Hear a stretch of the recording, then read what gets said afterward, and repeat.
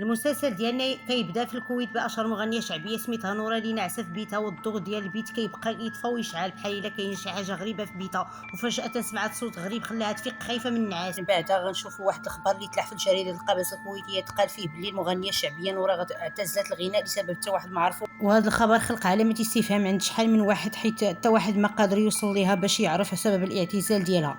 حتى الصحفي مشعل اللي كان مسؤول على النشر ديال هذا الخبر ما كانش قادر يوصل ليها ولا حتى يتواصل معها، وكيصونوا لصاحبه باش يقلب على شي حد من المعارف ديالها باش يكملوا التحقيق اللي كانت تحل القضيه ديالها.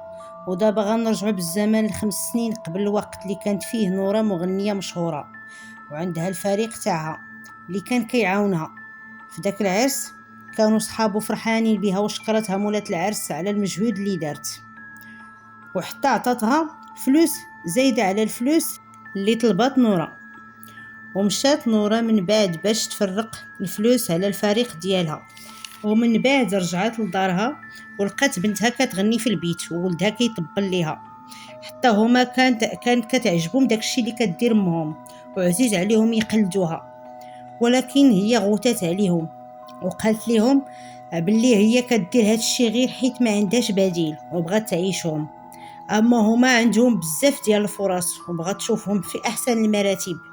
ومن بعد عنقاتهم وقالت لهم غادي يكونوا شي حاجه مهمه في البلاد وهي غادي تعاونهم. وغنمشيو تاني عند الصحفي مشعل بعد 5 سنوات من الاعتزال ديال المغنيه نوره وهو ناعس على المكتب ديالو، وجاتو مكالمه من صاحبه قال ليه باللي لقى ليه موعد مع المغنيه نوره في الدار ديالها وخاصو يمشي دابا لدارها باش يدير معها مقابله باش يعرف علاش اعتزلت.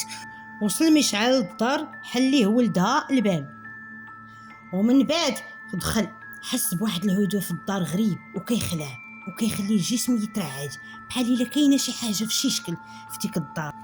وبان ليه في كل بلاصه كاينه ايات قرانيه وبخور بحال الا الدار ديال شي وحده متدينه وكتخاف الله. وجلس مشعل كيشوف في الدار. دخلت عليه نوره اللي الشكل ديالها تغير بزاف ولو فيها تجاعيد بزاف في وجهها وشعرها ولا ابيض واخا دازت غير 5 سنين.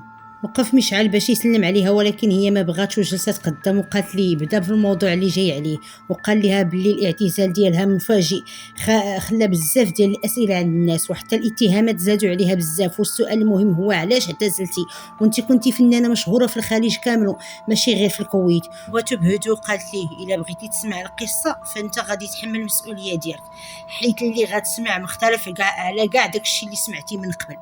باش يوصلكم الجزء الثاني من القصه ما تنسوش الاشتراك في القناه.